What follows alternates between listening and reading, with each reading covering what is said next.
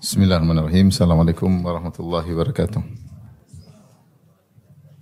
Alhamdulillahi ala ihsani wa syukru lahu ala taufiqihi wa amtinani. Asyhadu an la ilaha illallah wahdahu la syarika lahu ta'ziman li sya'nih. Wa asyhadu anna Muhammadan abduhu wa rasuluhu da'ila ridwani. Allahumma salli alaihi wa ala alihi wa ashabihi wa ikhwani.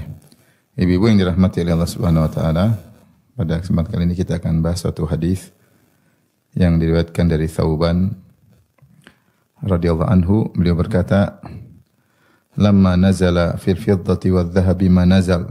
Ketika turun firman Allah terkait dengan al-fiddah yaitu perak dan adz-dhahab yaitu emas.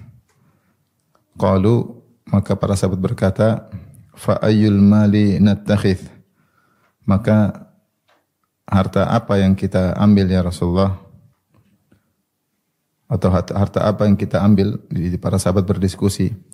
Qala Umar berkata, "Ana a'lamu dzalika lakum." Aku akan mengetahui jawabannya untuk kalian. Qala fa awdha'a ala ba'irin fa adrakahu. Maka Umar pun memacu ontanya. Maka dia pun menyusuli Nabi sallallahu alaihi wasallam. Wa ana fi ithrih, dan aku menyusulnya, kata Thauban, menyusul Umar bin Khattab radhiyallahu taala anhu. Yaitu Thauban ingin mendengar apa yang akan dijawab oleh Nabi kepada Umar, karena Umar mengatakan, aku akan tahu jawabannya, harta apa yang hendaknya kita simpan. Maka Umar berkata, "Ya Rasulullah, ayyul mali nattakhidh?" Ya Rasulullah, harta apa yang kita simpan ya Rasulullah, atau yang kita miliki? Qala, kata Rasulullah sallam, "Liyattakhidh ahadukum qalban syakiran." Hendaknya salah seorang dari kalian menyimpan qalban syakiran, hati yang senantiasa bersyukur, wa lisanan dzakiran, lisan yang senantiasa berzikir, wa zaujatan tu'inuhu ala amril akhirah, dan istri yang membantunya untuk urusan akhirat. Hadis riwayat Al-Imam Ahmad dan Ibnu Majah, dan inilah hadis yang sahih. Hadis ini juga datang dikuatkan dengan hadis-hadis yang lain dengan meskipun sanadnya lemah tapi saling menguatkan, seperti hadis riwayat Ibnu Abbas radhiyallahu taala anhuma. Beliau berkata, anna Rasulullah sallam qala, Rasulullah sallam bersabda, "Arba'un man u'tiyahunna faqad u'tiya khairad dunya wal akhirah." 4 perkara, siapa yang telah dianugerahi kepadanya 4 perkara ini, maka dia telah dianugerahi kebaikan dunia dan akhirat, yaitu dunia dan akhirat yang terbaik. Apa 4 perkara tersebut? Qalban syakiran, hati yang senantiasa bersyukur, wa lisanan dzakiran, lisan senantiasa berzikir, wa badanan alal bala'i sabiran, yaitu tubuh yang sabar ketika terkena musibah, wa zaujatan la tabghihi khawnan fi nafsiha wala malihi, yaitu wanita yang tidak berkhianat terkait dengan dirinya maupun terkait dengan hartanya. Demikian juga yang semakna dengan hadis ini, hadis yang masyhur, kata Nabi sallallahu alaihi wasallam, "Ad-dunya mata wa khairu mata'id dunya al-mar'atu salihah." Bahwasanya dunia adalah mata, yaitu kesenangan yang akan expired, karena mata itu adalah kesenangan yang akan selesai. Wa khairu mata'id dunya, dan sebaik-baik kesenangan dunia adalah wanita salihah. Kita kembali menjelaskan hadis. Jadi hadis ini ya, meskipun dalam sebagian sanadnya lemah, namun saling menguatkan, apalagi ada syahid yang menguatkan makna hadis yang sedang kita bahas. Kita baca kembali, yaitu dari Thauban radhiyallahu anhu, beliau mengatakan, "Lamma nazala fil fiddati wadh-dhahabi ma nazal." Ketika turun ayat terkait emas dan perak, yaitu dalam surat At-Taubah ayat 34, yang di mana Allah berfirman, "Walladzina yaknizuna adh-dhahaba wal fiddata wa la yunfiqunaha fi sabilillah fabashshirhum bi'adzabin alim yauma yuhma 'alaiha fi nari jahannam fatukwa biha jibahuhum wa junubuhum wa dhuhuruhum hadza ma kanaztum li anfusikum fadzuqu ma kuntum taknizun." Kata Allah Subhanahu wa taala, dan orang-orang yang yaknizun itu menyimpan emas dan perak, kemudian tidak menginfakkan emas dan perak tersebut, maka berilah kabar gembira kepada mereka tentang adab yang akan menimpa mereka dengan adab yang pedih. Itu fabashir itu merupakan ejekan, yaitu ya bahwasanya kalian akan mendapatkan kabar bahwasanya kalian akan mendapat adab yang pedih. Apa adab pedih tersebut? Ternyata Allah menggunakan emas perak dan perak yang mereka simpan untuk sebagai alat menyiksa mereka. Kata Allah, yauma yuhma 'alaiha fi nari jahannam. Maka di hari kiamat kelak emas dan perak tersebut yang mereka simpan dipanaskan sampai menjadi panas seperti menjadi alat setrika. Fatukwa biha jibahum, kemudian disetrikakan ke jidat-jidat mereka. Wa junubuhum, kemudian lambung-lambung mereka. Wa dhuhuruhum, dan juga punggung-punggung mereka. Setelah itu dikatakan dengan kehinaan kepada mereka, hadza ma kanaztum li anfusikum. Inilah yang kalian simpan-simpan dulu. Nih, ternyata digunakan sebagai alat untuk menyiksa kalian. Fadzuqu ma kuntum taknizun. Rasakanlah. Ya, cicipilah akibat apa yang kalian simpan-simpan dahulu. Dan para ulama mengatakan ini adalah salah satu bentuk siksaan batin kepada penghuni neraka ketika mereka disiksa dengan apa yang mereka cintai, ya. Ketika sesuatu yang dicintai kemudian tidak dikelola sesuai dengan syariat, maka bisa menjadi bahan untuk menyiksa orang tersebut, ya. Seperti orang-orang mencintai emas dan perak kemudian disimpan-simpan, ternyata tidak dikeluarkan zakatnya, ternyata tidak diinfakkan, ternyata apa yang mereka cintai tersebut dijadikan bahan untuk menyiksa mereka. Jadi ini sama seperti saya sering sampaikan juga, sebagian ahli tafsir menyebutkan tentang Ummu Jamil, ya, bintu Harb, istrinya Abu Lahab, yang dimana dia sangat dicintai oleh Abu Lahab. Apalagi Ummu Jamil membantu Abu Lahab dalam memusuhi dakwah Nabi sallallahu alaihi wasallam. Allah berfirman tentang Abu Lahab, tabbat yada Abi Lahab, bahwasanya kedua tangan Abu Lahab celaka. Kemudian sayasla naran dzata lahab, dia akan masuk dalam neraka yang menyala-nyala. Setelah itu Allah sebutkan tentang istrinya, wa imra'atuhu hammalatal hatab, istrinya yang membawa kayu bakar. Sebagian para ahli tafsir mengatakan maksudnya istrinya di neraka kelak akan membantu membakar Abu Lahab. Sehingga suatu hal yang menyakitkan ketika Abu Lahab disiksa oleh orang yang dia cintai sendiri, yaitu istrinya. Ya, disiksa. Maka ternyata seorang kalau mencintai sesuatu ternyata tidak diurus yang dicintai tersebut sesuai dengan syariat yang benar, maka bisa jadi menjadi bahan untuk membakarnya. Sebagaimana dalam hadis juga tentang orang-orang yang tidak bayar zakat hewan, ya, mereka tidak bayar zakat hewan kambing, hewan sapi, onta, maka pada hari kiamat disebutkan dalam hadis yang sahih, di padang mahsyar mereka disiksa. Mereka ditanduk-tanduk oleh hewan kambing tersebut, diinjak-injak oleh onta tersebut. Kenapa mereka tidak membayar zakat? Karena mereka begitu sayang kepada hewan-hewan tersebut. Ya. Oleh karena sesuatu yang dicintai di dunia ini, kalau tidak diarahkan sesuai dengan syariat, akan beri mudarat. Mudarat di dunia dan terlebih lagi mudarat di akhirat. Kecuali yang dicintai karena Allah Subhanahu wa taala. Maka ini bentuk siksaan. Dan ayat ini pula lah yang dijadikan dalil oleh Abu Dzar Al-Ghifari radhiyallahu anhu, bahwasanya seorang tidak boleh menyimpan harta lebih daripada keperluannya. Kalau lebih dia harus kembalikan ke Baitul Mal. Ini mazhabnya Abu Dzar Al-Ghifari, ya. Sehingga dia menganggap seorang hanya cukup seperlunya, tidak boleh dia simpan berdasarkan ayat ini. Kemudian sisanya harus dikembalikan ke Baitul Mal untuk kepentingan kaum muslimin.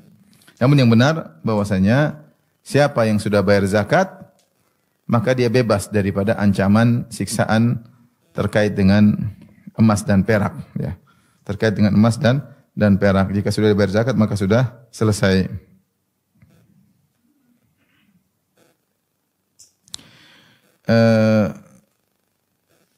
Oleh karenanya diriwayatkan dari Ibnu Umar, beliau berkata, kullu malin addaita zakatahu falaysa bikanz semua harta yang telah kau bayarkan zakatnya, maka dia bukan kanz, simpanan yang dimaksud dalam ayat tersebut. Ya. Kalau emas perak sudah bayar zakatnya selesai, uang sudah dibayarkan zakatnya, maka tidak akan menjadi bahan menyiksa pemilik uang tersebut. Hewan-hewan yang sudah dibayar zakatnya juga tidak akan menjadi bahan menyiksa orang tersebut. Demikian juga barang dagangan yang sudah dibayarkan zakatnya, maka tidak akan dijadikan bahan untuk menyiksa pemilik barang-barang tersebut. Meskipun para sahabat mengerti bahwasanya kalau sudah dibayar zakat sudah selesai, maka tidak perlu dikhawatirkan. Tapi mereka tetap khawatir ya. Sehingga mereka bertanya kepada Nabi, sebenarnya harta apa yang selamat untuk kita jaga, untuk kita simpan? Harta seperti apa? Maka ketika turun ayat ini, maka para sahabat saling diskusi. Mereka berbicara di antara mereka berkata, fa ayyul mali nattakhidh? Harta apa yang kita ambil, yang untuk kita simpan? Sementara Allah telah mengancam orang-orang yang menyimpan emas dan perak, ya kalau tidak dikeluarkan zakatnya akan disiksa dengan emas dan perak tersebut. Maka Umar yang semangat, ya, dia bilang saya kasih tahu jawabannya. Maka dia segera memacu ontanya, awda'a maksudnya dia asra'a, ya. Dia menyegerakan ontanya untuk menuju Nabi. Setelah sampai ketika dia menuju Nabi, Thauban juga semangat, dia pun nyusul Umar. Karena dia tahu Umar akan bertanya dan Nabi akan kasih jawaban. Dan dia ingin dengar juga segera jawaban tersebut. Dia tidak mau nunggu, dia nyusul Umar.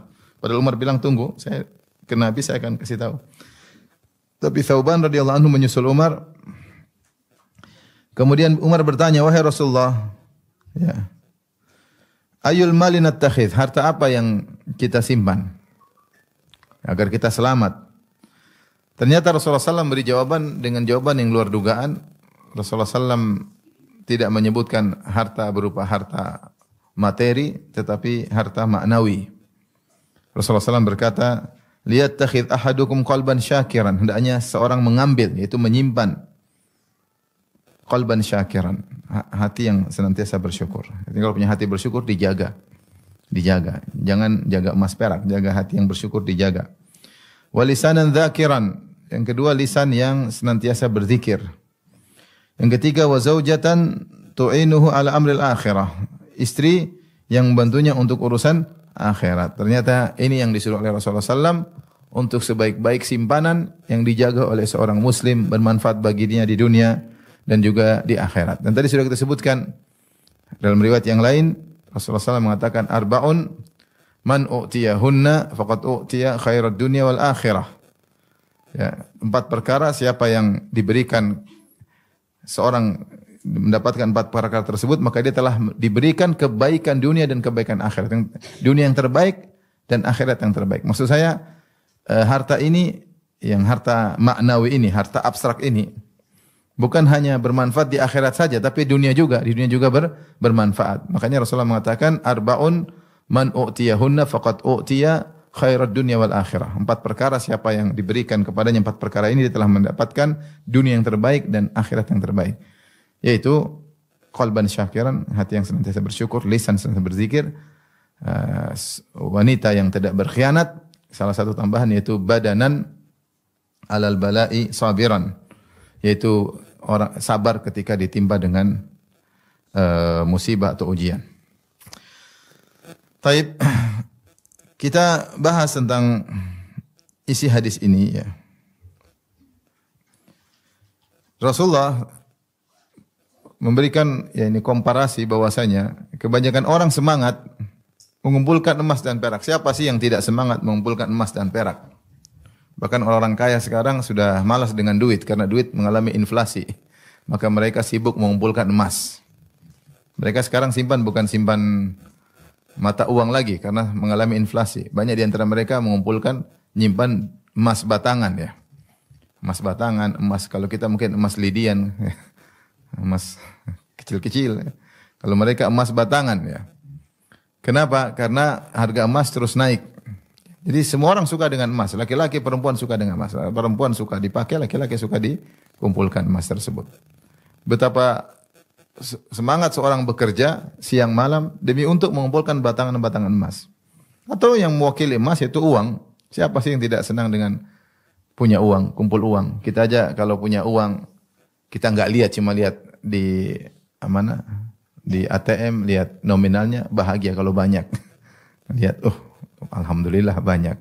Padahal duitnya nggak kelihatan, cuma lihat nominalnya. Ya, karena manusia memang suka dengan harta. Itu sudah merupakan kodrat manusia. Ya. Wa innahu lihubbil khairi lasyadid. Sungguhnya manusia itu lihubbil khair, cinta kepada harta. Al-khair itu maksudnya al-mal. Lasyadid, kecintaannya sangat keras. Wa tuhibbunal mala hubban jamma, dan kalian mencintai harta dengan kecintaan yang dalam. Dan tidaklah manusia berbunuh-bunuhan, bersengketa tidak lain kecuali karena harta, sampai terkadang saudara pun dihabisi, kawan dekat dikhianati, semuanya karena harta. Nah, ketika manusia berlomba-lomba untuk mengumpulkan emas dan perak, hendaknya kalian mengumpulkan sisi yang lain, yaitu harta yang sesungguhnya yang merupakan sebab kebahagiaan dunia dan akhirat, yaitu harta maknawi. Rasulullah SAW menyebutkan harta maknawi. Kalau harta dunia, ya benar merupakan sebab kebahagiaan dunia, tapi belum tentu mendatangkan kebahagiaan akhirat dan belum tentu mendatangkan kebahagiaan dunia. Betapa banyak orang yang memiliki harta yang banyak, mereka tidak bahagia. Kenapa? Karena mereka terlalu tersibukkan memikirkan harta tersebut, tidak sebanding dengan penggunaan harta tersebut untuk dinikmati. Pikiran keras untuk memikirkan usaha mereka, ya. Siang malam memikirkan harta mereka, kekhawatiran ada saingan yang menyaingi perusahaan mereka, kekhawatiran ada yang menjebol atau mencuri harta mereka, kekhawatiran dikejar-kejar oleh maling, ya, dan macam-macam, ya. Belum tentu membuat mereka bahagia. Terkadang mereka kerja sampai untuk meliburkan diri sendiri tidak mudah, ya. Terikat dengan berbagai macam kontrak, terikat dengan berbagai macam kegiatan, sehingga waktu terkadang buat anak istri pun sedikit. Oleh karenanya tidak mesti orang punya harta pasti bahagia. Ini sudah jelas, ya. Buktinya banyak orang yang punya harta banyak ternyata bunuh diri. Meskipun kita tahu harta sebab kebahagiaan, tapi tidak mesti bisa digunakan untuk mendatangkan kebahagiaan. Tapi kalau tiga perkara ini, harta maknawi ini pasti menyebabkan kebahagiaan di dunia, terlebih lagi di akhirat. Yang pertama adalah hati yang senantiasa bersyukur. Orang senantiasa bersyukur pasti bahagia. Yang kedua, lisanan dzakiran, lisan yang senantiasa berzikir pasti bahagia. Dan kalau punya istri yang bantu urusan akhirat pasti bahagia. Siapa yang bisa mengumpulkan tiga harta maknawi ini, maka dia akan mendapatkan dunia yang terbaik dan juga dia akan mendapatkan akhirat yang terbaik. Yang pertama, ibu yang dirahmati oleh Subhanahu wa taala, yaitu qalban syakiran, hati yang senantiasa bersyukur. Di sini kita tahu namanya syukur bukan terbatas pada hati. Bersyukur itu dengan hati, dengan lisan, dan juga dengan anggota tubuh, ya. Makanya Allah berkata, "I'malu ala Dawud syukran." Wahai keluarga Daud, yaitu Sulaiman alaihissalam, beramalah sebagai bentuk syukur kepada Allah Subhanahu wa taala. Jadi syukur dengan hati, dengan lisan, dengan anggota tubuh. Tetapi yang paling utama, penggerak yang pertama seorang bersyukur, yang membuat lisannya bersyukur dan tubuhnya bersyukur adalah dengan hatinya. Kalau hatinya bersyukur, maka lisannya akan tergerak, kemudian anggota tubuh yang lain juga akan bergerak.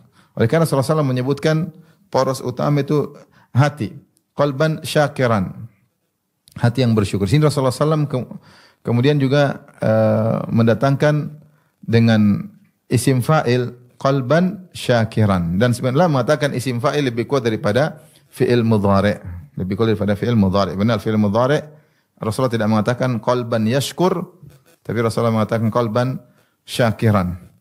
Sebagian ulama seperti Tahir bin Ashur dalam tafsirnya mengatakan isim fa'il lebih kuat daripada fi'il mudhari'. Benar, fi'il mudhari' menunjukkan tajaddudul fi'il, berulang-ulangnya perbuatan. Ya, tapi kalau isim fa'il seakan-akan sudah menjadi perangai, sudah menjadi suatu sifat, ya.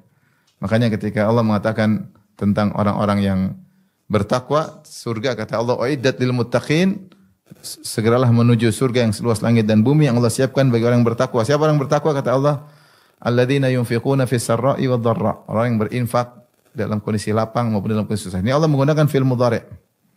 Fi'il mudhari'. Karena infak tidak bisa setiap saat. Ya. Wal kadhiminal ghaidh wal afin 'anil nas. Tapi ketika Allah berbicara tentang senantiasa meredam amarah dan senantiasa maafkan untuk menunjukkan bahwa itu sudah jadi sifat mereka. Mereka orang yang senantiasa meredam amarah, kapan timbul sebab amarah mereka bisa redam, dan kapan dia dizalimi maka dia sangat mudah untuk memaafkan. Dan isim fa'il lebih kuat, menunjukkan continue, kesinambungan.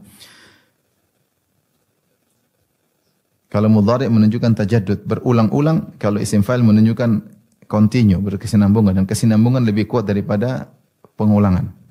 Taib, di sini qalban syakir, itu hati yang senantiasa bersyukur. Nah, apa yang dimaksud dengan hati yang senantiasa bersyukur?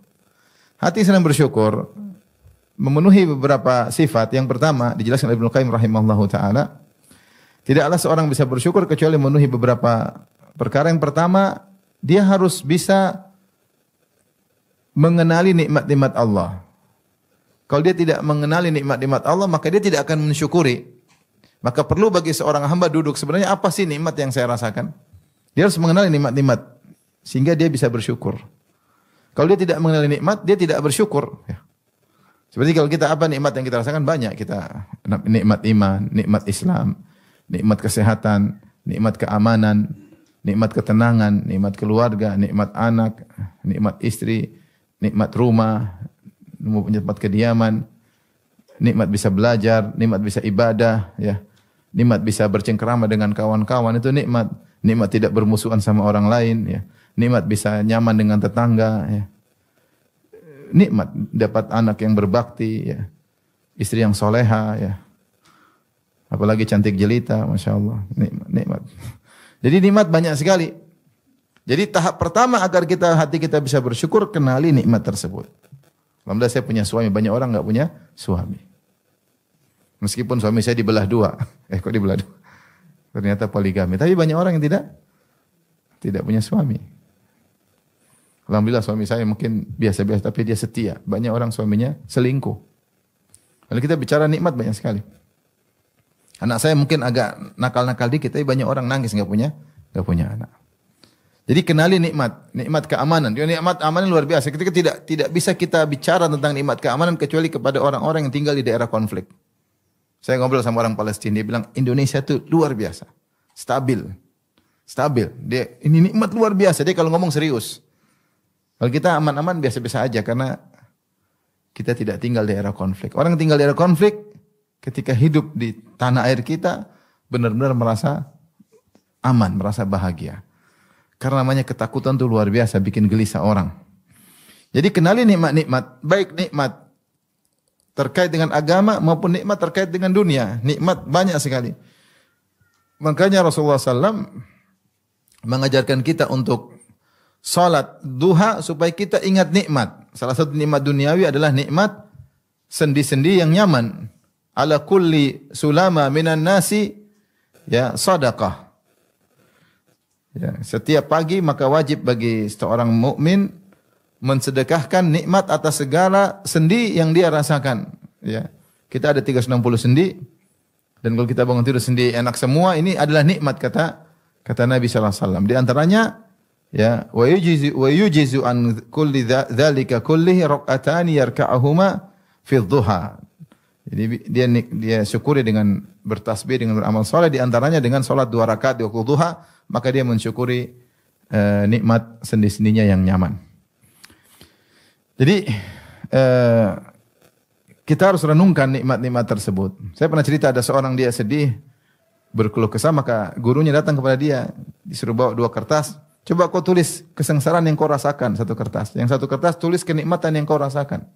Maka dia berusaha menulis kesengsaraan dia rasakan. 1, ini, 2, ini, 3. Mungkin 10 taruhlah. Tapi ketika dia mulai mengisi kertas tentang kenikmatan yang dia rasakan, tidak akan selesai. Terlalu banyak. Dalam tubuh aja nikmat, bisa melihat, bisa mendengar, bisa bernapas. Kita tidak bisa merasakan nikmat bernapas kecuali ketika COVID ternyata saturasi oksigen turun tuh menyiksa. Kita selama ini Mencium terkadang mencium tidak enak, kita marah-marah padahal itu nikmat. Ketika Covid nggak bisa mencium, baru tahu ternyata mencium itu apa? Adalah anugerah. Ada orang kehilangan apa? Penciuman. Subhanallah. Ini nikmat banyak, cuma kita nggak rasain. Ya. Setiap hari Allah kasih oksigen gratis, mudah sekali kita. Kalau waktu musim Covid cari oksigen mahal, rebut-rebutan orang oksigen. Ya. Ya, jadi kita kenali nikmat tersebut. Ya, nikmat banyak sekali. Kita mudah tidur, mau tidur tinggal taruh kepala tidur. Ada pejabat jam 2 malam masih diskusi. Jam 3 malam baru ambil keputusan. Jam 4 keputusannya dibatalin. Ribut, enggak gampang. Ini nikmat luar biasa. Jadi kenali nikmat-nikmat tersebut. Ini langkah pertama agar hati kita bisa bersyukur, kenali nikmat dan tidak akan pernah selesai. Dan Allah telah mengatakan demikian, wa in ta'uddu nikmatallahi la tuhsuha. Kalau kalian hitung-hitung nikmat Allah, kalian tidak akan bisa hitung. Innal insana la zalumun kafar. Namun manusia suka zalim. Ya, tidak mensyukuri, kafar, mengingkari. Ini nikmat yang kita rasakan, belum nikmat di masa kecil kita. Banyak nikmat yang Allah berikan yang tidak kita ingat, yang kita telah lupakan. Ya, oleh karenanya ini tahap pertama agar kita bersyukur mengenal nikmat-nikmat tersebut. Yang kedua di antara bentuk bersyukur yaitu mengakui seluruh nikmat tersebut dari Allah Subhanahu wa taala. Bosnya nikmat tersebut datang memang saya melakukan usaha, tapi yang menentukan keputusan saya dapat nikmat tersebut adalah Allah Subhanahu wa taala. Wa ma bikum min ni'matin faminallah. Nikmat apa saja yang kalian rasakan dari Allah. Allah bisa cabut sewaktu-waktu. Meskipun kalau tidak melakukan sebab, tiba-tiba Allah cabut bisa. Ya. Nikmat-nikmat tersebut murni dari Allah Subhanahu wa taala. Wa ma bikum min ni'matin faminallah. Nikmat apa saja, dapat hidayah, nikmat bisa ngaji, nikmat bisa makan enak. Banyak orang sudah tidak bisa makan. Ada disebutkan ada orang cari uang, kerja keras, banting tulang, begadang. Kata dia saya kaya nanti mau makan enak. Begitu dia kaya, dia kena penyakit, tidak bisa makan enak akhirnya. Makan ini enggak boleh, makan itu enggak boleh. Padahal habis waktunya untuk cari uang supaya makan enak. Ketika udah kaya ternyata kena penyakit karena kurang tidur, karena kurang ini, kurang anu. Jadi semua nikmat dari Allah. Kita renungkan sekarang nikmat apa ya? Saya bisa ngaji, ini Allah yang kasih hidayah. Saya bisa bangun pagi, Allah yang kasih hidayah. Banyak orang tidur enggak bisa bangun lagi ya. Saya bisa melangkahkan di sini, siapa yang gerakkan hatiku? Allah Subhanahu wa taala. Bahkan kalau pengajian saya tidur pun nikmat dari Allah Subhanahu wa taala. Ada orang enggak bisa tidur. Nikmat ya, semua dari Allah Subhanahu wa taala. Tidak ada nikmat dari kita sendiri, enggak ada. Kita ini siapa sih? Kita ini siapa? Kapan kita merasa nikmat karena usaha kita, itulah ujub. Itulah namanya apa? Ujub. Merasa berpartner dengan Allah dalam menghasilkan suatu keberhasilan. Itu namanya ujub. Ujub. Itu makanya ujub dikatakan syirik dari sisi syirkul isti'anah. Sementara kita setiap salat kita mengatakan wa iyyaka nasta'in, hanya kepada Engkaulah kami mohon pertolongan, yaitu hanya dengan Engkaulah kami bisa berhasil. Adapun ketika seorang merasa karena saya bisa berhasil, dia telah berbuat syirik, jadi dia merasa keberhasilan tersebut adalah kerjasama antara Allah dengan dia. Maka ini berbahaya ya.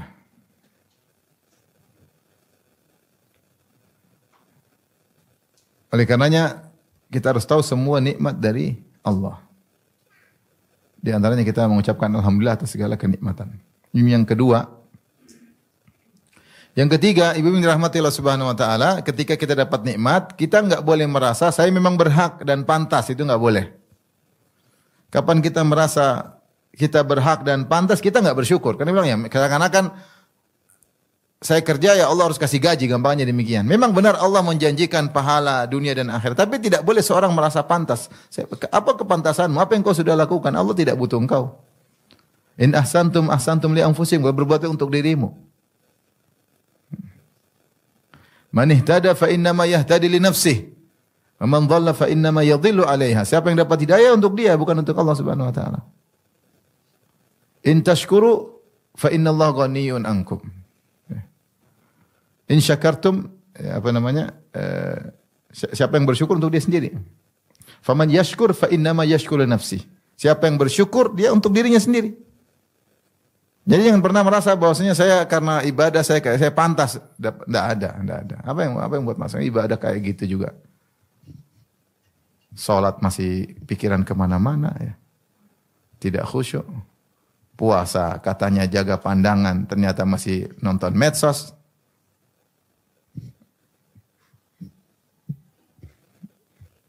Apa yang mau ibadah mau kita andalkan? Baca Quran juga pikiran kemana-mana, tidak fokus. Artinya dia nggak ngerti, apalagi tafsirnya. Terus apa yang mau kita andalkan?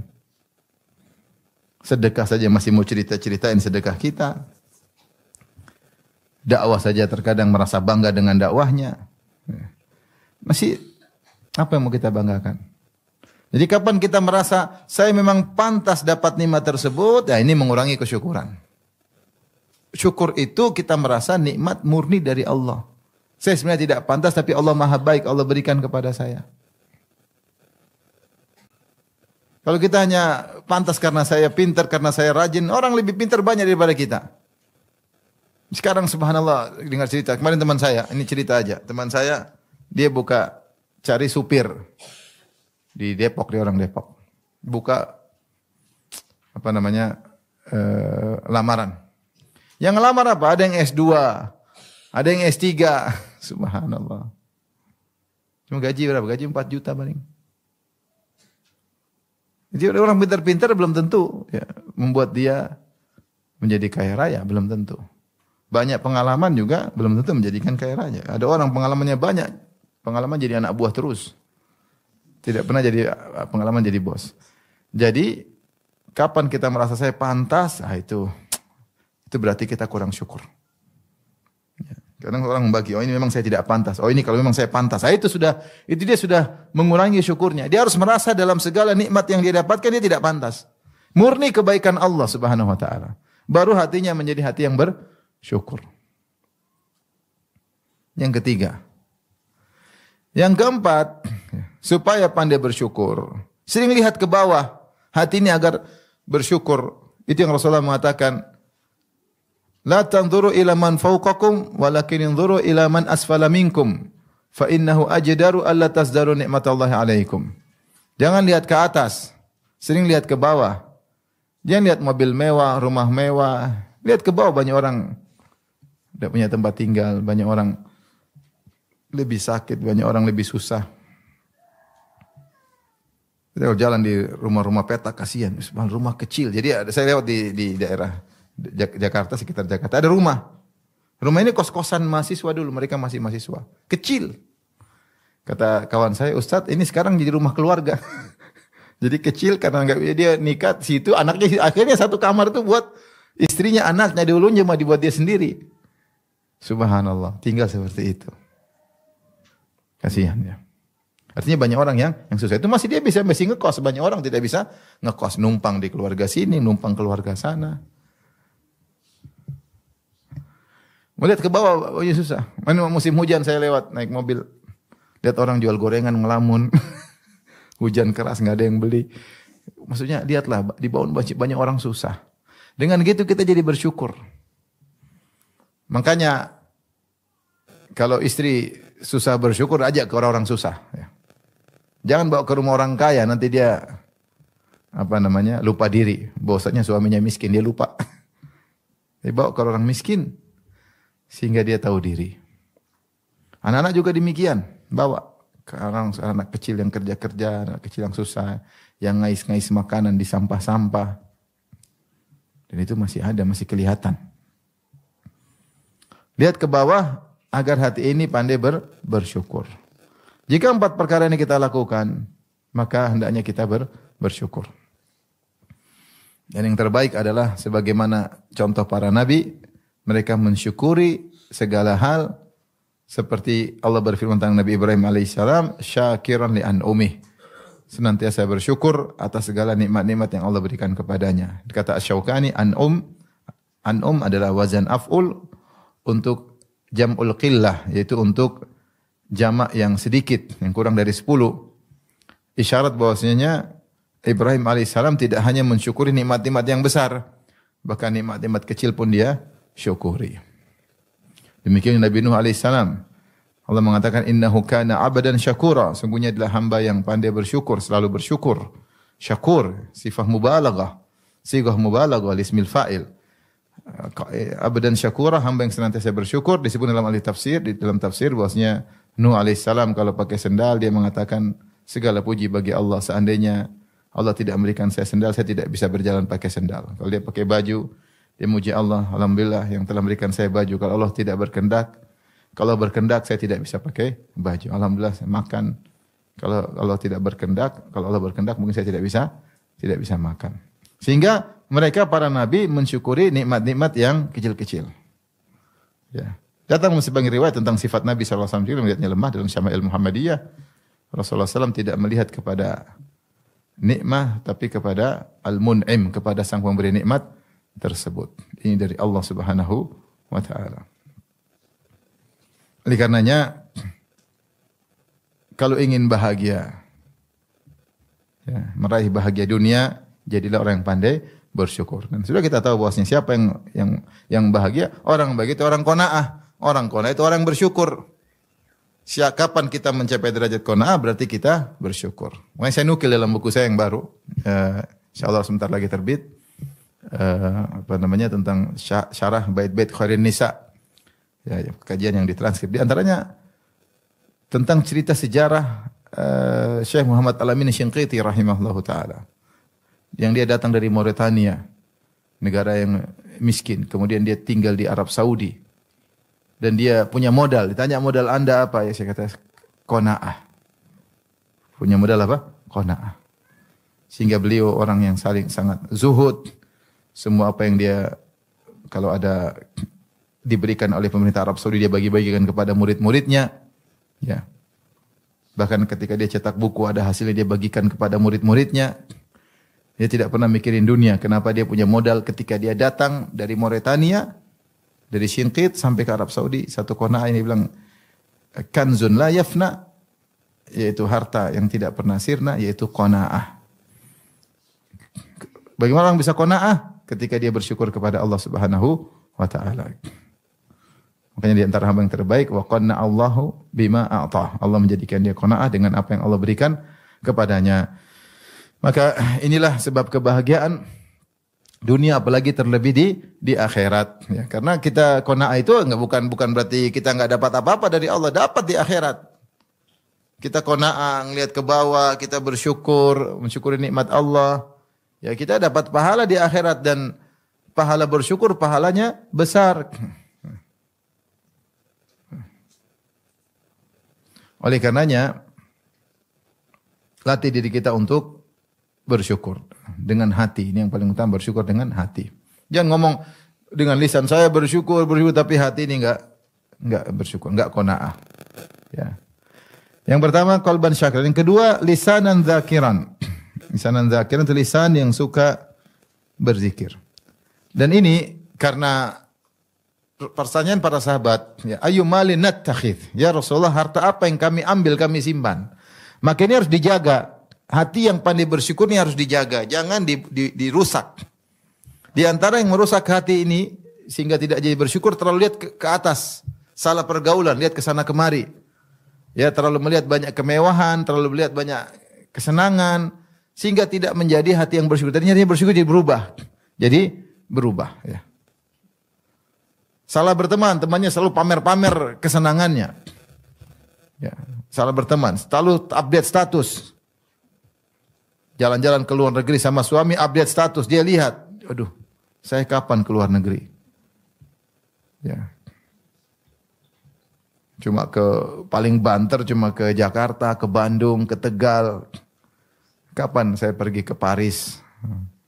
Ya. Cuma Paris jalan Parangtritis. Jadi pikiran udah mana-mana. Ya. Salah pergaulan dengan orang yang suka update status. Temannya baru beli mobil baru, di update status. Lalu beli tas baru, update status. Dia ngelihat terus. Itu teman seperti itu blokir aja. Karena merusak kenyamanan hati. Kita sudah bahagia jadi enggak nyaman, jadi enggak bahagia. Benar, ini paling mudah merusak. Karena kita melihat yang tidak-tidak. Nabi saja kata Allah, wala tamuddanna ainaika ila ma mata'na bihi azwajan minhum zahratal hayatid dunya linaftinahum fih wa rizqu rabbika khairu wa abqa. Kata Allah, wahai Rasulullah, janganlah kau panjangkan matamu untuk melihat sekelompok orang yang kami berikan nikmat-nikmat. Zahratal hayatid dunya, keindahan kehidupan dunia, linaftinahum fih, itu sebagai fitnah. Wa rizqu rabbika khairu wa abqa, dan rizki Rabbmu lebih baik dan lebih kekal, yaitu amal saleh, bersyukur. Ya, kita ini harus, masalahnya kalau sudah melihat ke sana kemari, ketemu teman ngomongnya duniawi terus, akhirnya kita kebawa. Saya pernah umrah sama seorang. Saya ngobrol sama dia, bilang, Ustaz, aduh, istri saya kemarin main di tetangga baru beli kulkas baru, pulang-pulang dia bilang, Bi, beli kulkas baru dong. Kenapa? Tetangganya baru, padahal kulkas masih bagus. Cuma karena tetangganya beli kulkas baru, dia kepingin lagi punya kulkas baru. Untung lihat kulkas nggak seberapa. Coba lihat teman beli mobil baru. Bi, ganti dong mobilnya. Tetangga beli mobil apa? Baru. Kenapa lagi mau diganti? Nanti teman beli bikin rumah baru lagi. Ganti dong, Bi, rumah. Istri juga diganti ya. Istri baru. Jadi ketika kita mengambil harta ini, kita jaga, kita simpen baik-baik. Jangan kita rusak kenyamanan hati kita yang pandai bersyukur, jangan kita rusak. Kapan hati kita mulai tidak mulai pingin ini, pingin itu, kita patahin. Ingat akhirat, ingat kematian, ingat sebentar lagi kita mati. Mikir-mikir dunia terus, sementara modal ketemu Allah masih sangat minim. Apakah kita ridho kalau kita mati sekarang ketemu Allah? Tentu kita belum ridho. Amal soleh kita masih kurang. Banyak proyek akhirat kita belum selesai. Banyak maksiat yang belum kita bertobat darinya. Maka kalau udah mikir pengen ini, pengen ini, sudah. Ya, ingat kematian. Agar hati kita jadi pandai bersyukur. Yang kedua, lisanan zakiran, yaitu lisan yang senantiasa berzikir, dan itu mendatangkan kebahagiaan. Karena Allah berfirman, ala bidzikrillahi tatmainnul qulub. Alladzina amanu tatmainnu qulubuhum bidzikrillah. Orang-orang beriman dan tenang hati mereka dengan mengingat Allah. Ala bidzikrillahi tatmainnul qulub. Ketahuilah dengan mengingat Allah hati menjadi tenteram. Dan zikrullah, zikir yang ma'ruf, yang seperti kita sering baca, subhanallah, alhamdulillah, wa la ilaha illallah, Allahu akbar. Dan juga di antara zikrullah adalah tafaqquh fid din. Belajar agama, berzikir tentang hukum-hukum Allah, yaitu mengingat hukum-hukum Allah. Di antaranya melihat tentang ayatullah al-kauniyah, tentang alam. Kita pikir bagaimana luarnya biasanya Allah Subhanahu wa taala, hebatnya menciptakan ini semua. Ini semua termasuk zikrullah. Ya, di antaranya zikir yang biasa kita baca ya. Dan Ibnu Taimiyah menyebutkan, jika seorang melakukan zikir-zikir yang rutinitas, maka niscaya dia termasuk dari dzakirin Allah katsira, orang-orang yang banyak mengingat Allah, wa dzakirat, dan wanita yang banyak mengingat Allah. Itu zikir apa? Dia habis salat zikir setelah salat. Jangan tinggalkan. Pagi-pagi zikir pagi, sore zikir apa? Petang. Zikir keseharian, itu masuk rumah, keluar rumah, doanya jangan lupa. Bersafar, pulang dari safar, naik kendaraan, masuk WC, keluar WC, masuk masjid, keluar masjid, ya. Maka dia jangan lupakan zikir-zikir tersebut. Siapa yang senantiasa menjaga zikir-zikir kesehariannya, ya, maka dia termasuk orang yang banyak mengingat Allah Subhanahu wa taala. Setelah itu dia tambah, misalnya rutinitas baca Quran setiap hari sekian, ya. Apalagi kalau dia tambah salat malam. Maka senantiasa lisan berzikir. Kita ini kenapa kurang berzikir? Terlalu banyak kita ngomongin dunia, ya, ngomongin berita medsos, ngomong lagi. Kapan kita baca subhanallah, walhamdulillah, wala ilaha illallah, Allahu akbar? Jarang, karena kita sibuk zikir dunia. Makanya dikatakan oleh sebagian salaf, zikru Allah dawa wa zikrun nas da. Mengingat Allah adalah obat dan mengingat manusia adalah penyakit. Semakin sering kita ingat manusia, semakin banyak penyakit hati kita ini. Ngomongin si fulan. Ya, terkadang kita harus ngomong, tapi ada batasannya. Jika tidak, semua yang berlebihan akan menimbulkan penyakit. Maka ibu yang dirahmati Allah Subhanahu wa taala harus memaksakan diri punya jadwal harian. Harus. Saya tahu ibu sibuk ya. Boleh kalau punya anak kecil pasti sibuk. Ngurus anak satu baru di netein, satu sudah menangis, satu digendong, satunya nangis lagi ya. Repot ya. Apalagi anaknya banyak ya. Anaknya banyak ya. Saya kemarin ketemu kawan, subhanallah. Anaknya 11. Yang paling besar baru umur 10 tahun. Kumpul satu ribut sana, sini sana, ini lapor sini, lapor sana, berantem sini. Wah ini berat ya. Tapi dia bisa jalani kehidupannya. Maksud saya, meskipun ibu sibuk, maka jangan lupa untuk berzikir kepada Allah Subhanahu wa taala. Sisihkan waktu, ada jadwal untuk baca Quran. Harus ada. Kalau enggak kita jadwalkan, kita akan terbawa waktu kita habis. Jadi 24 jam itu seakan-akan kurang. Padahal sebenarnya ada. Kalau kita sengajakan, kita akan bisa dan yang lain akan menyesuaikan. Yang lain akan menyesuaikan. Kita sesibuk apapun kalau kita punya jadwal ngaji seperti ini, kita punya jadwal baca Quran, kita punya jadwal zikir pagi petang, insya Allah yang lain menyesuaikan. Tapi kalau kita mulai melupakan, akhirnya seakan-akan kita enggak punya waktu. Padahal kita punya waktu, tapi kalau kita sengajakan untuk Allah, nanti yang lain menyesuaikan.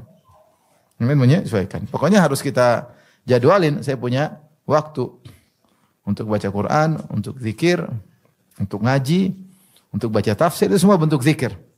Makanya Allah menamakan tentang ilmu agama dengan zikrullah. Seperti firman Allah Subhanahu wa taala, idza nudiya lis-salati min yaumil jum'ati fas'au ila dzikrillahi wa dzarul bai'. Jika telah dikumandangkan azan kedua hari Jumat, yaitu azan yang mau salat, fas'au ila dzikrillah, maka bersegeralah menuju zikrullah. Zikrullah maksudnya khutbah, untuk mendengar khutbah. Dan khutbah isinya materi. Allah menamakan khutbah al-Jum'ah dengan zikrullah. Demikian juga firman Allah Subhanahu wa taala, fas'alu ahla dzikri in kuntum la ta'lamun. Bertanyalah kepada ahlu dzikir jika kalian tidak mengetahui. Ahlu dzikir ini maksudnya ahlul ilm. Jadi kalau kita belajar ilmu agama, tafsir kayak fikih kayak apa, kita mengingat Allah Subhanahu wa taala. Itu di antara zikir yang penting juga, sangat penting. Makanya Rasulullah bersabda, ad-dunya mal'unatun wa mal'unun ma fiha illa dzikrullah wa mawalah wa alimun wa muta'allimun. Sungguhnya dunia ini terlaknat dan semua di atas dunia semua juga terlaknat kecuali zikir kepada Allah, mengingat Allah. Wa mawalah, apa yang dicintai oleh Allah, wa alimun, orang yang berilmu, wa muta'allimun, orang yang belajar. Maka seorang jangan keluar dari dua ini, alimun atau muta'allimun. Belajar, mengajar atau belajar. Karena belajar dan mengajar termasuk dari zikrullah. Zikrullah. Jadi semua bentuk zikir kepada Allah kita ingat. Alhamdulillah hati kita kalau mikir akhirat itu namanya ingat Allah Subhanahu wa taala. Orientasi kita akhirat itu namanya ingat Allah. Apapun kegiatan ingat Allah. Ini ada manfaatnya di akhirat enggak? Itu namanya zikrullah. Karena mengingat akhirat adalah bentuk dari mengingat pertemuan kita dengan Allah Subhanahu wa taala. Sering hati kita fokus untuk ingat akhirat. Yang berikutnya yang paling penting buat ibu-ibu yaitu wa mar'atan zaujatan salihatan tu'inuhu ala amril akhirah. Yaitu zaujatan, istri yang harus dijaga, istri yang membantunya dalam urusan akhirat. Istri yang membantu dalam urusan akhirat. Tadi dalam riwayat yang lain, wa zaujatan la tabghihi khawnan fi nafsiha wala malihi, yaitu wanita yang tidak berkhianat terkait dengan dirinya dan juga hartanya. Itu amanah, wanita yang amanah. Ini kalau punya istri seperti ini, jaga baik-baik. Jaga baik-baik ya. Syukuri ya punya istri seperti ini, membantu kita untuk ingat akhirat. Bukan istri yang mikirin buat kita mengingat dunia mulu. Ini istri kurang ajar seperti ini. Bikin suami mikir dunia mulu sampai suami enggak sempat ibadah. Karena dia banyak tuntutan sehingga suaminya harus begini, harus begini, harus begitu, harus begini terus enggak sempat ingat akhirat. Istri yang indah adalah istri yang bangunkan suaminya untuk sholat malam. Itu istri luar biasa. Kalau punya istri seperti ini, bersyukur, sangat bersyukur kepada Allah. Jam 3:30 dia bangunkan suaminya. Mas, jangan lupa sholat malam. Enak enggak seperti itu? Ibu-ibu ada yang begitu enggak? InsyaAllah besok, mulai besok insyaAllah. Bangunkan istri. Mas, hari ini kita belum baca Quran, Mas. Masya Allah. Enak, nikmat. Mas, kamu kok lihat medsos terus? Apa enggak takut sama Allah lihat akhwat terbuka aurat? Kan Mas nonton apa sih, Mas? Nonton saya aja, Mas, jangan nonton itu, Mas. Dan bisa. Masya Allah. Nikmat. Mas, ingat mata tundukkan, Mas. Jangan jelalatan, Mas. Meripat. Nikmat punya istri apa? Ingat ini. Bukan, Mas, kita ke mall, Mas. Ini ada ini baru, ini baru, ada produk baru. Lagi diskon, Mas, diskon. Masya Allah. Apa? Sing diskon apa nih? Rumah diskon. Rumah diskon. Mahal tahu enggak ya? Jadi mikirin dunia mulu. Masya Allah ya. Makanya ketika Nabi entah apa yang terjadi, Nabi menceraikan Hafsah. Maka Jibril datang negur Nabi. Innaha zawjatuka fid dunya wal akhirah. Innaha qawwama sawwama. Jangan dilepas wanita seperti ini. Dia istrimu di akhirat dan dia wanita yang senantiasa puasa sunnah dan senantiasa salat malam. Rasulullah kembali. Ini wanita seperti dijaga, tidak dilepas. Yang ingatkan suaminya untuk akhirat, membantu suaminya untuk apa? Akhirat. Bantu suaminya, Mas. Kau belum kasih uang sama ibu, Mas. Kau belum kasih bantu kakak adik kalau punya duit. Nah, ini luar biasa. Tetangga, Mas, kasihan. Mas, ini ada kesempatan bersedekah. Ya, Mas, kok belum sholat sunnah, Mas? Masya Allah, senang. Ya, kita senang ditegur oleh istri. Kemarin istri bilang, Abi boleh enggak saya kasih masukan? Subhanallah, apalagi masukan ini. Jadi kita enggak ada masalah, maksudnya ingin istri kita menasihati kita, mengingatkan kita ya. Ya, meskipun terkadang menyampaikannya mungkin tidak enak didengar, tapi kalau kita kontennya baik kita terima ya. Tentu istri yang soleha menyampaikan dengan baik-baik, dengan penuh penghormatan, dengan penuh penghormatan kepada suami, maka dia utarakan dengan cara yang baik. Karenanya ketika suami istri bekerja sama dalam ketaatan, maka ini yang diberkahi oleh Allah Subhanahu wa taala. Sebagaimana hadis yang masyhur sering kita bacakan, rahimallahu ra'an qama minal lail fa shalla wa aiqadha ahlahu fa shallat fa in abad nadhaha fi wajhiha ma. Semoga Allah merahmati seorang laki yang dia bangun malam kemudian dia salat malam. Kemudian dia bangunkan istrinya, kemudian istrinya salat malam. Kalau istrinya enggan, maka dia percikan air di wajah istrinya. Wa rahimallahu ra'atan qamat minal laili fa shallat. Semoga merahmati seorang wanita yang dia bangun malam kemudian dia salat malam. Wa aiqadhat zaujaha, kemudian dia bangunkan suaminya. Fa in aba, kalau suaminya enggak mau bangun, nadhahat fi wajhihi alma, maka dia percikan air di wajah suaminya. Dalam sebuah riwayat kata Nabi sallallahu alaihi wasallam, fa in shallaya jami'an kutiba minadz-dzakirin Allah katsiran wa dzakirat. Kalau keduanya salat malam bareng, maka keduanya dicatat sebagai lelaki yang banyak mengingat Allah dan wanita yang banyak mengingat Allah Subhanahu wa taala. Wanita yang saleh, wanita yang mengurangi beban dunia untuk suaminya. Tapi dia membantu suaminya untuk akhirat. Jangan terlalu banyak permintaan sama suami. Suami kalau dibebani dengan keinginan ini, keinginan anu, keinginan ini, keinginan anu, suaminya jadi pikir dunia terus ya. Mas, ini lagi kapan kita jalan-jalan ke sana, Mas? Mas, kapan kita ke luar kota, Mas? Mas, ada mall baru buka, kapan kita ke mall baru, Mas? Mas, teman-teman semua sudah ke sana, kapan kita ke sana? Yang dia pikir dunia. Sehingga suaminya pun tadinya mikir akhirat jadi mikir apa? Dunia. Istri yang salehah membantu suami ingat akhirat. Udahlah, Mas, jangan usah beli macam-macam. Kita ini aja hisapnya sudah susah, Mas. Masya Allah. Kapan ada istri bilang begitu? Mas, enggak usah beli mobil baru, Mas. Hisapnya ini sudah susah, Mas. Sudah ini aja mobilnya. Ah, luar biasa kalau begitu. Beneran ini. Beneran, Masya Allah. Senang kalau punya istri seperti itu. Udahlah. Selalu membantu suami dalam urusan apa? Akhirat. Suaminya mau dakwah, mau bantu dakwah, dia sponsori, semangatin. Maka jika seorang suami mendapat istri salehah, maka dia telah mendapatkan kenikmatan dunia yang terbaik. Dan benar kata Nabi sallallahu alaihi wasallam, ad-dunya mata'. Dunia adalah mata. Mata adalah barang yang dipakai kemudian selesai. Itu kenikmatan yang expired kalau bahasa kita. Semua kenikmatan dunia mata. Kenapa? Karena akan expired. Yang tidak mata cuma kenikmatan akhirat karena tidak ada expirednya, abadi. Maka Rasulullah mengatakan ad-dunya mata. Seluruh kenikmatan dunia itu ada expirednya. Mau mobil, mau rumah, mau perempuan, mau apapun akan ada expirednya. Dan sebaik-baik kenikmatan yang expired adalah istri soleha. Itu pun akan expired.